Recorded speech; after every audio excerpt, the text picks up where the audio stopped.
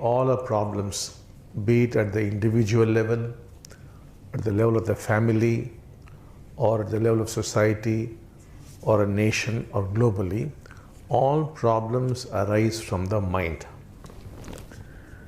Now, the mind is essentially divisive in nature, and it also avoids the present.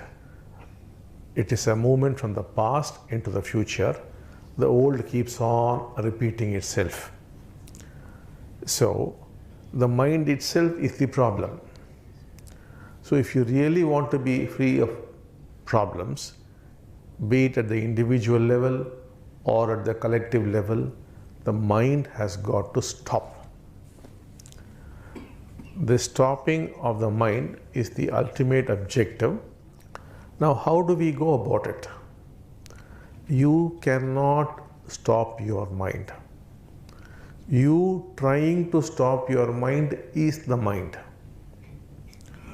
So just like you make use of the sun and get solar energy for your energy requirements, in oneness we make use of the divine and take the help of the divine to stop the mind.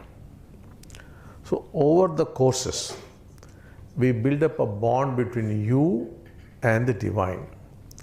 Once the bond is sufficiently built up, you could get whatever you want from the divine. If you want to set right your relationship, one request, it is done.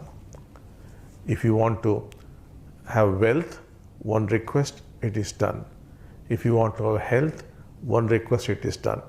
Anything you want, you could get from the divine, depending on your faith in the divine, depending on your bond with the divine, and also depending on how to ask the divine.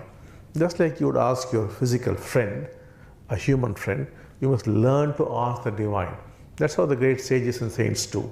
And then they get what they want. So initially you ask for worldly things, health, wealth, relationship, problems, all these things. And then a bond builds up between you and the divine. Once it is sufficiently built up, you simply ask the divine, please stop my mind. Instantly, your mind will stop.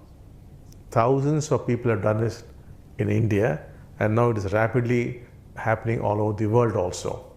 Those who have built up a strong bond, they make one request and the mind stops. And then, as the mind stops, the presence takes over. And presence comes in.